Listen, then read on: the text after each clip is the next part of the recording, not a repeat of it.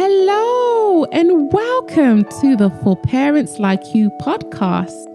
My name is Hilda-Joy O'Connor, and on this podcast, we will be talking about all things to do with parenting. Being a parent is one of the most important roles you can ever play in the life of another human being. Let's be honest, there is nothing more fulfilling than to see our children grow up in love, compassion, and empowerment. But the process of getting them to this stage can be very difficult. On this podcast, we will be discussing ways of how to equip parents like you and me to become more effective and purpose-driven. Thank you so much for joining me as we dive into today's episode.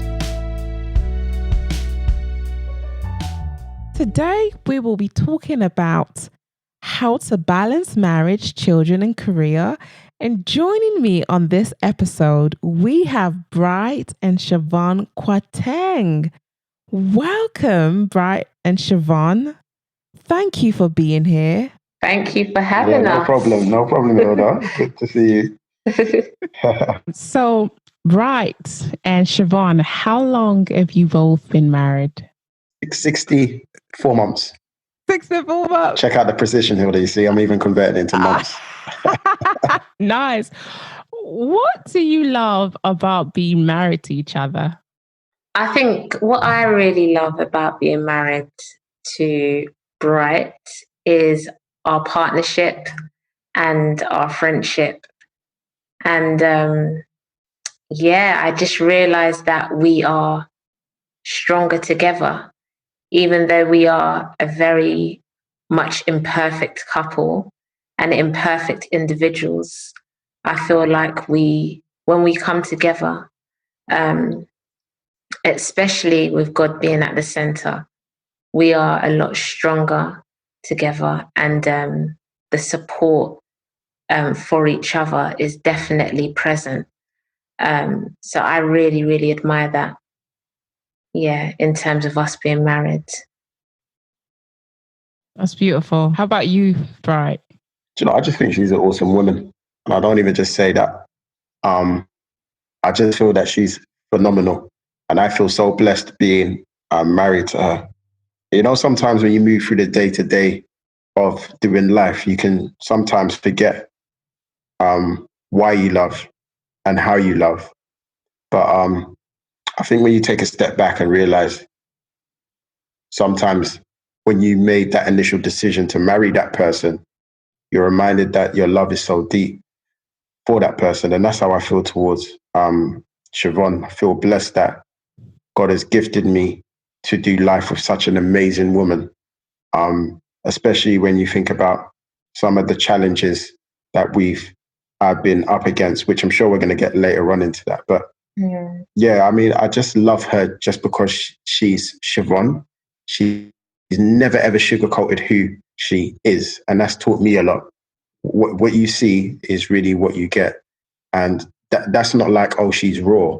No, what you see is what you get. She's someone of compassion, love, and just an all-round nice person. I love that. Wow, that's beautiful. So how long were you actually together before you got married?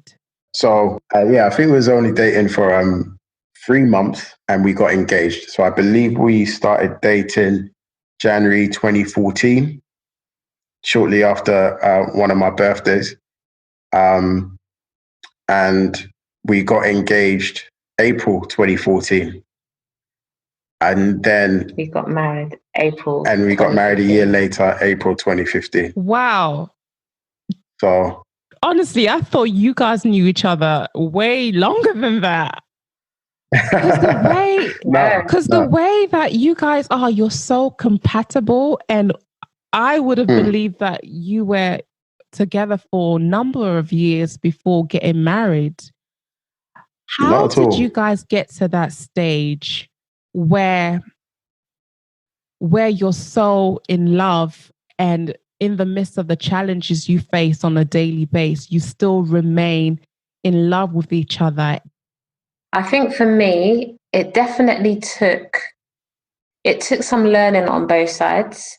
But I would definitely say that having obviously our faith, and I don't mean to say that in a cliche way, but it's quite what it is. Having our faith and understanding that we're basically we're serving one another, and many of times we would get that wrong. But to be quite honest with you, just being able to understand again that we're just imperfect individuals coming together to make a marriage work. And also just having people around us who can really encourage us. Married people around us who may have years on us in terms of being able to look to them and being able to understand that they can offer us that encouragement, especially when it's needed. But yeah, I just think it's a case of just understanding that we're imperfect. I think that's the key thing for me. But we serve a God who's a great God, and we can always come to Him as the middle ground, especially when we feel like things might be a bit hard. So yeah, that would be my answer. Would you agree, babe? Yeah, no, totally. I agree with everything that you said. One thing that comes to me, Hilda, just not to go off track too much, but I remember it was your wedding. Did you guys get married 2014? Yes, we did. Yeah.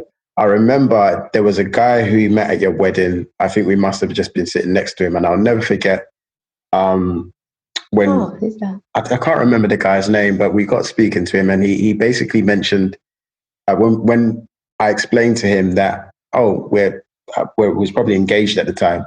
And he was asking, how did you guys get together and how long? And I remember always nervously having to tell people, we only dated like 3 months. I mean, we've only been going for less than a year and we're looking to get married in April. And I remember him turning around saying, I met my wife just 3 months before we got married. And I think 30 something odd years later, we're still married. Wow. Got a good memory. Yeah. And to that point, I think in this day and age, I can talk from my perspective.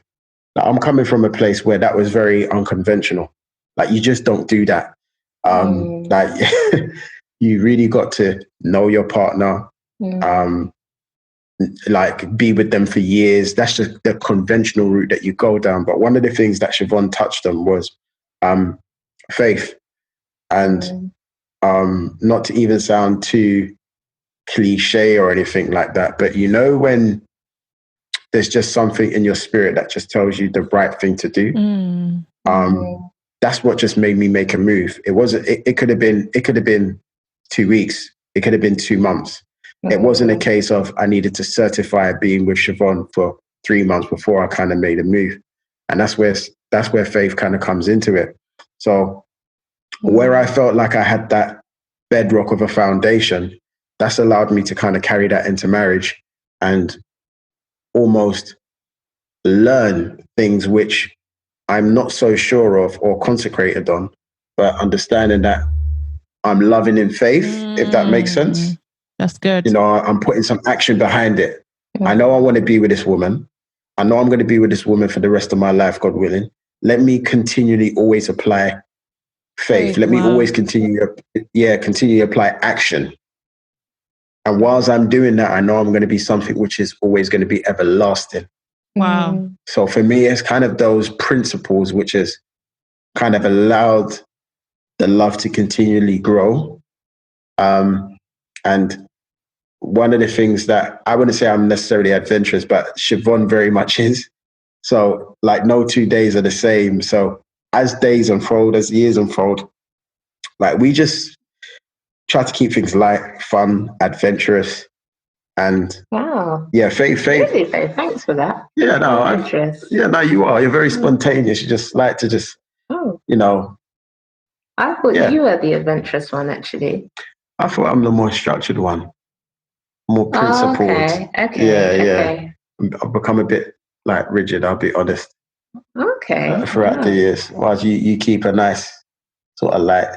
I think we need to do more of these podcasts. gosh, it's all coming out now, isn't it? Goodness me. But that's beautiful to know that, you know, you complement each other. And that helps to keep the marriage spicy. Which is good. Which is good. Because sometimes we make a mistake that because we are like this, we feel that we have to change our spouse to be like us. And that's not what marriage is about. Like you said, it's about two imperfect people coming together to make a marriage work. And we both need both components, not just one. And Hilda, to that point, to be honest, trying to change someone is exhausting. I learned that very, very quickly. You can say that again. Listen, I've come to the conclusion that yes, you love your wife, you love your husband, but there's just going to be some things which you're not necessarily going to like because you're different. And you have to get to that point where that's actually okay. You kind of just have to live with that. Not in a kind of negative way, put up with bad behavior. No, I'm not saying that. But, you know, there's certain habits and things that we all do, which, you know, might irritate us a little bit. You can't change your spouse. That wasn't the job of why you got married. And as you mentioned, I think you need to remember that we are imperfect people trying to love perfectly. That's good. So that's a job in itself. So trying to change someone through that, no. And also to add to that as well, I think it's so easy to look at those habits that may not look like yours and kind of despise them, as opposed to saying, actually, what is actually good about this habit, if you like, that the other person's doing. For example, Bright is very structured. He's very A, B, C, D, E, whereas I'm not like that. And sometimes I can find that to be quite rigid and sometimes a bit intense. However, there's so many pluses to that, you know. So it means that he is very much a planner. He's a go-getter. He makes sure, you know, things get done. And sometimes, I have to really, what's the word? I salute it, you know, because that's not necessarily my way. And that type of way does allow us to get certain things done within a certain time frame as well.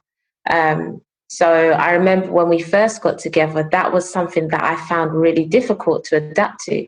But as the years have gone on, I've actually realized, this habit that I didn't necessarily like or found hard to adjust to, it actually has its benefits. You know, it's not actually all negative. So, yeah. That's good. How have you been able to balance being a parent as well as being married and having your own career endeavours? I feel like we're still learning. I feel like we haven't got to a place where we've got it all in the bag and, you know, it just feels confident and we feel completely competent with managing and juggling. And I just feel like it's just an ongoing process that we've learned to adapt to. But the learning process is just ongoing. I second that. I feel like it's going to be a lifelong attempt to try to get the balance right until obviously your kids flee the nest, if that's the term. It's hard. It's really, really hard because it never seems that there's enough hours in the day. And this is where it gets difficult. I grew up seeing that you should put your children first. And that sounds right. And that is a good thing to do. But one thing that I've realized being married and kind of having a marriage of faith is that you almost need to put your wife first or your husband first. Because if the foundation of your home is not good, then what is it that the children actually have to stand on? Exactly. So one of the things which helps me get the balance right is actually acknowledging that first.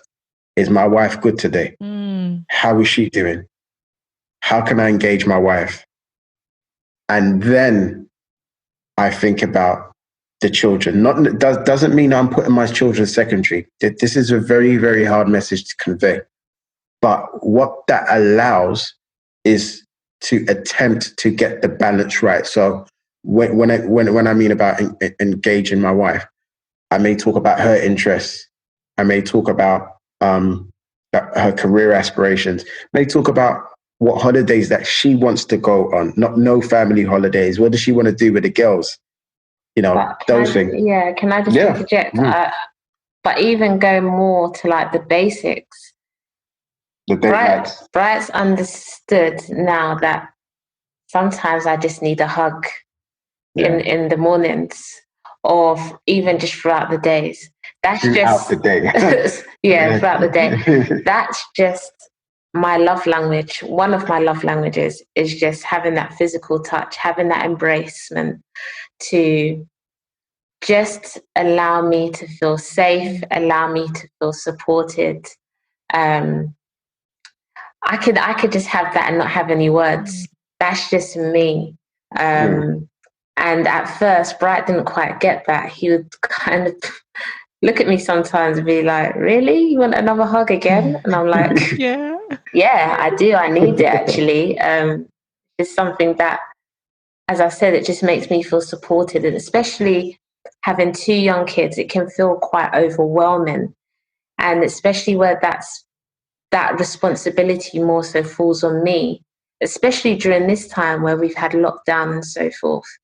And Bright's been working throughout. So it's been a serious challenge. And I love my kids dearly, but when you've got a 2 and a 4-year-old, they're heavily dependent still on their parents. So that's been tough, actually. That's been tough.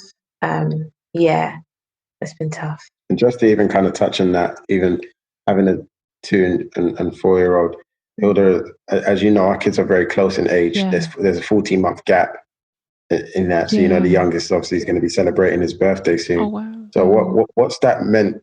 What that has meant, and I probably speak more so for Shivon on this, talking about their career aspirations, it becomes very difficult because, you have the one child that we have together, which is our eldest, our youngest daughter, and then another child comes quickly in the mix.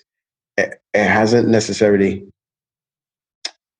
allowed Shivon to kind of have that scope for the career aspirations, which maybe other people may have had more naturally who don't have children, if you get where I'm coming from. And she does. I have to acknowledge that she has those career aspirations, and things are very different these days. It's not like in our parents' generation, the man goes to work, the woman stays at home. That framework just doesn't work. It can work in some homes, but it's changed. It's changed. Like in our home, I acknowledge and appreciate that Shiv will have her time, but that's not going to come naturally. We have to work towards that. Yeah. So there's being a husband and wife married, then there's being a parent, but then there's also the career aspirations. And I don't like to call them career aspirations. I like to call them your purpose. Purpose, yeah. Because that's you as an individual. What does that look like? Because your purpose is you. That's kind of your identity, almost your God-given right to express yourself. That can be for your kids, that can be for your marriage. But there is something that I always think that each individual has within themselves. And you need to kind of take time to dig deep and find out what that is. And sometimes being married and being a parent can easily blur that. But we try to actively talk about it so that, absolutely, those dreams and definitely purposes come to pass. Yeah. And I think it's also important for married couples to allow both spouses to find their purpose, because some people get blurred to think that, oh, because I'm married, so that's our purpose. Yes, it's an aspect of a purpose for the kingdom, but there's also an individual calling that God will place inside of us, that we may not necessarily have both together. And I think for married couples, we need to release each other to be free to pursue their purpose and not feel that we have to tie them down in order to fit what we think the world's system of being married should be like, or what we've seen imitated back in the days. Because we need that freedom, and it's okay to have individual calling. God's always going to bring us back to his divine calling, which is our marriage and which is our children. But it's okay that if he places a unique calling in us that is different from our spouses, because I've been talking to quite a lot of married couples recently, and they've been struggling with that. So hearing you saying this actually brings hope and speaks the truth and helps people to see that it's okay.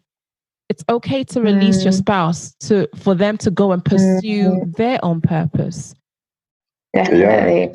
And I think, you guys have both said some really key stuff.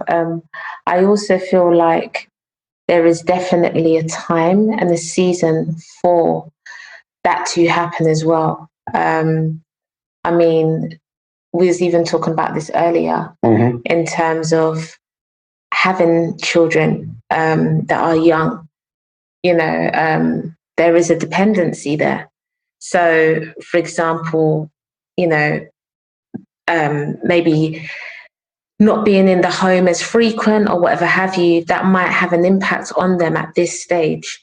However, it is just about being very vigilant to God kind of almost guiding and indicating when the right time is to do certain things. Because sometimes, as we know, we can kind of get caught up in what we feel we should be doing and what we should be doing at certain times. And, my spouse is doing that. Well, actually, maybe I should be doing something. When in actual fact, maybe that just isn't the right time to be doing that. So it's not to say that it's the wrong thing, but it just might not be the right time.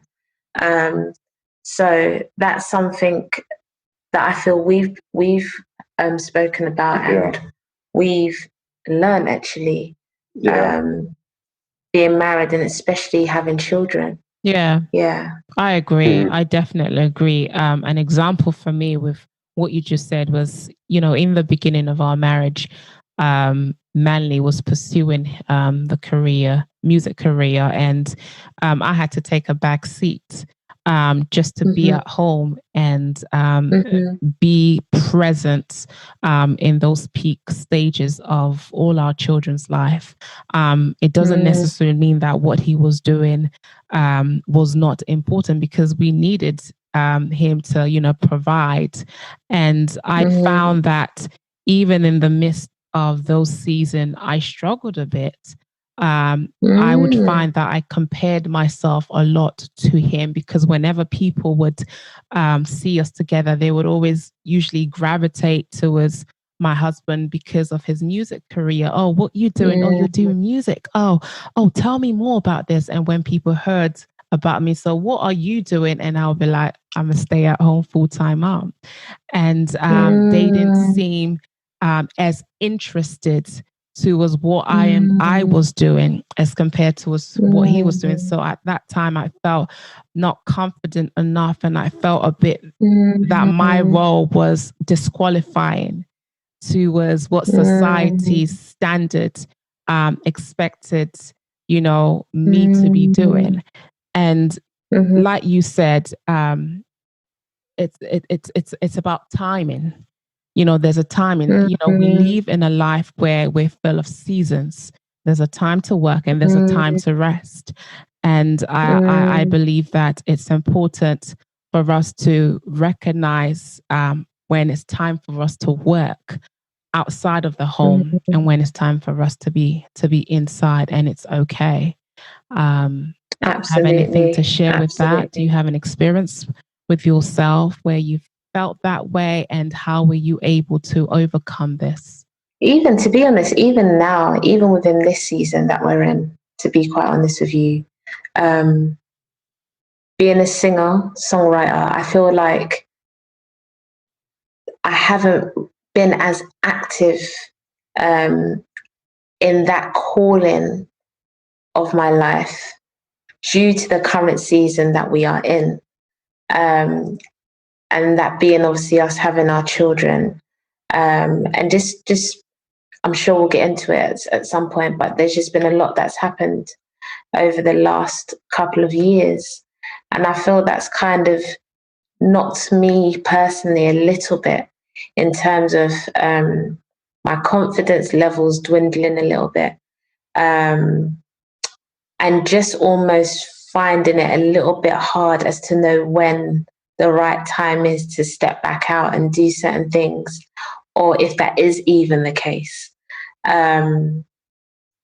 I've chosen to study something very different to my music, being counselling. And I feel like that's come into play again due to some personal experiences that we've had around our child, Zachariah. And yeah, it just feels sometimes a bit difficult in the sense of I feel like I really want to delve more into certain passions, i.e. like my singing. But yeah, I don't know.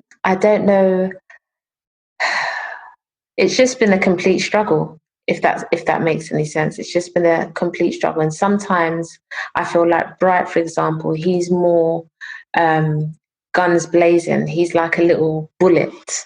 So nothing doesn't really stop Bright. And that's one of the things I admire about him, even if he feels maybe not as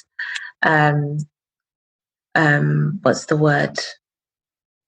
Whether I use the word encouraged, even if he doesn't feel as encouraged to maybe be stepping out and doing motivational stuff, because he does motivational speaking, he will still find it within himself to do something. And sometimes I do look at him and think, oh man, maybe I wish if I was a bit more driven or a bit more forward thinking or ambitious or whatever have you. And these are my own insecurities, you know.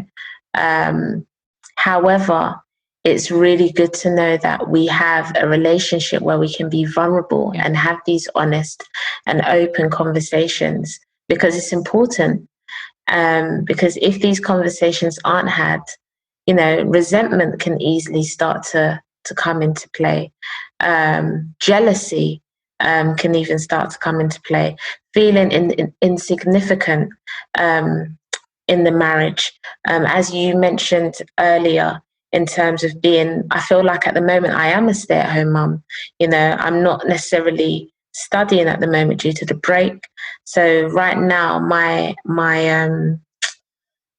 main focus, I would say, is the children and making sure that they're attended to and making sure that they're okay. And even with that, sometimes I do have a little bit of an issue with it because, as you said, again, it can be really downplayed in terms of being a stay-at-home mum, when in actual fact, it's a massive job and a massive responsibility, a massive role to fill.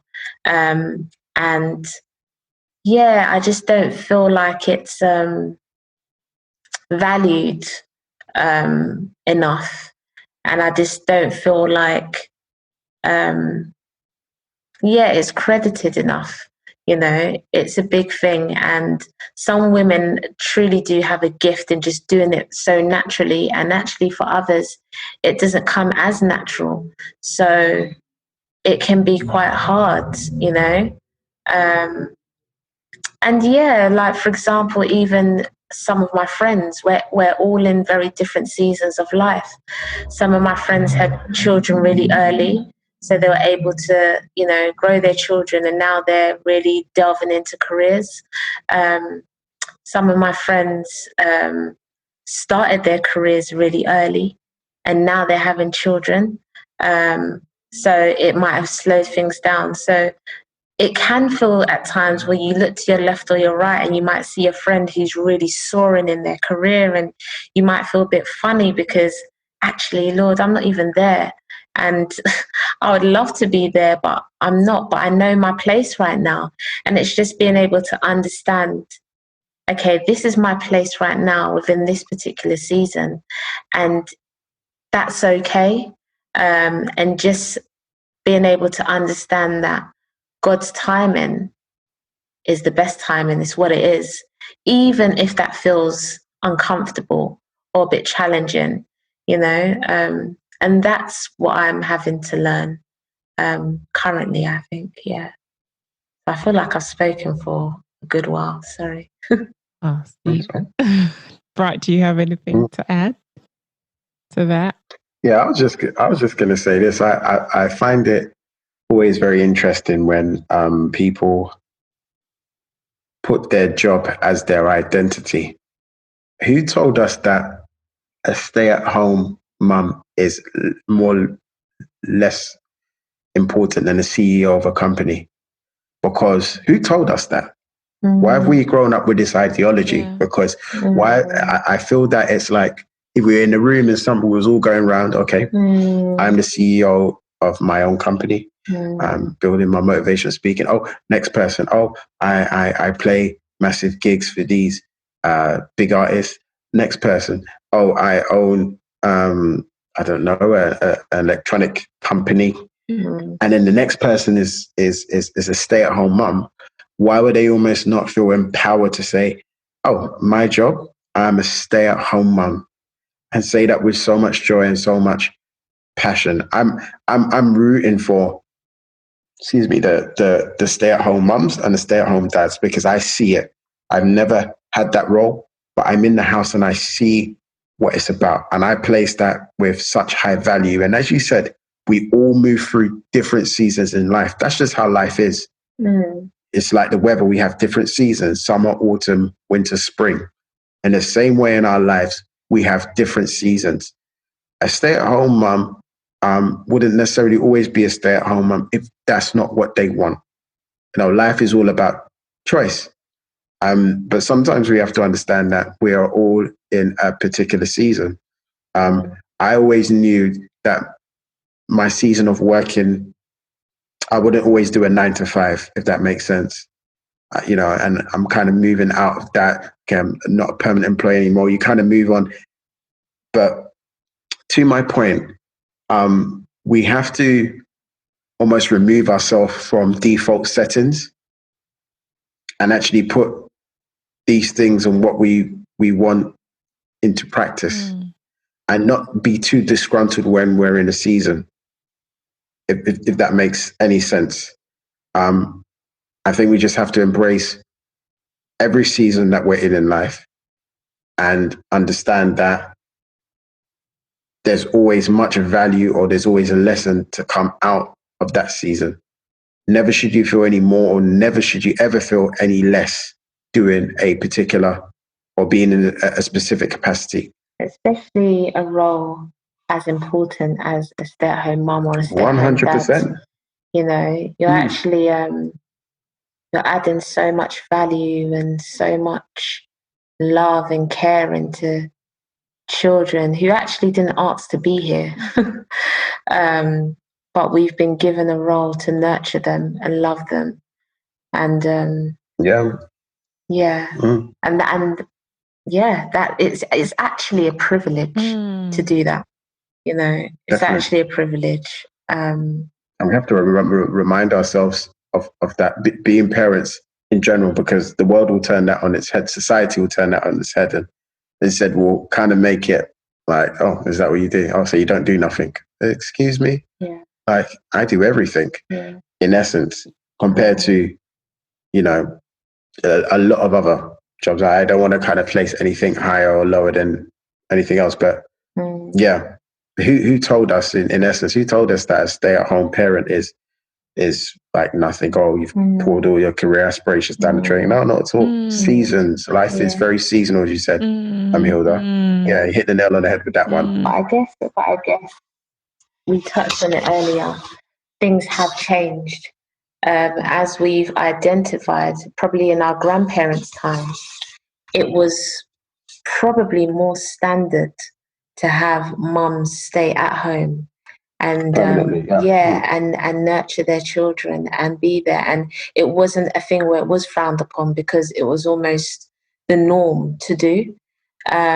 Obviously, we have moved more so out of that kind of time where women are, pursuing careers and so forth.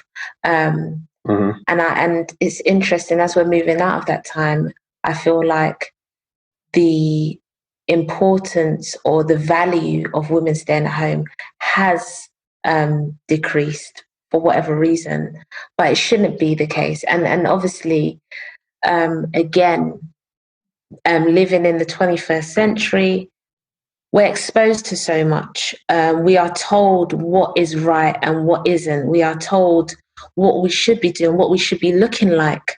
And if you don't look like that, you're not as pretty, or you're not as this, or X, Y, Z. So we're having to face and almost battle with so much. And again, these are the things that, for example, even with being able to bring up our children and just even be there for our children. These are things that we can instill within them, and helping them to understand that actually, there are some values that you need to hold on to in life, to keep you grounded. That one I got. That's good. Even talking about parenting, what do you guys enjoy about being a parent to your two children? Right, you have another daughter, right? An older daughter. Yeah. But generally, what do you love about being parents to these children of yours? Number one, I love the fact that all of my children look like me. All right, calm down. Yeah. No, not all of them. Not all of them. No, they all do. No, babe. No. Let's not get into that. Anyway. It's okay. They're part of both of you. Exactly. Anyway, all jokes aside, what I love the most is seeing myself in them as they grow. I love that, and being able to kind of nurture their different characters and feeling that sense of true responsibility that these are my children that have been gifted to me by God, and I'm almost the caretaker here on earth to ensure that they are built up to be the people who they are supposed to be. That's what I love, the responsibility. That job description is like one that I'm like, wow, like I'm entrusted to be these children's father and build them up into the people that they are supposed to be.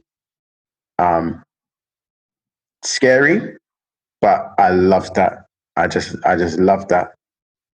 They were assigned to me for a reason. So you know when like you're assigned to different football teams as you grow up, you're assigned to different classes in school, top set, middle set, whatever. When it comes to your children, that gift, you've been assigned. That feeling where it's like, wow, okay, specifically. That's what I believe. And I just love that, man. Serious. I just love that. It's so beautiful to hear, to know that you love that responsibility. Because so many people feel afraid. Oh gosh, it's too much. But that is just so encouraging to hear that from you. Shivon? Yeah, no, definitely. Thanks for that. Yeah. I think that last point that you made, babe, and that resonated with me in terms of just knowing that they have been assigned to us. We could have had any other children, but we've been specifically given the children that we have. And I see that as God saw it that we would be able to take care of them, love them in this particular way, and make them feel safe. And yeah, I count that joy actually, and I don't take that lightly. I don't take that lightly at all. So yeah, and that's a good reminder for me on those days where I'm feeling to tear my hair out. Because we have many of those days. Speak the truth. Listen, I'll tell you, I'm surprised I've got hair left right now. So no, that's a great reminder actually that we've been assigned these children, and we are their caretakers for such a short time, and we just got to do our best with that time actually that we have with them. That's good. That's really good. This has been such an amazing topic. Thank you all for listening. We will carry on with part 2 of this episode next week. On there, Bright and Shivon will discuss the challenges they've had to face as a married couple with regards to their son's health complications. The journey hasn't been easy for them, but having a firm and rooted foundation has helped them to persevere through. You don't want to miss this, so be sure to stay alert for the release of next week's episode. Thank you again for listening. See you next week.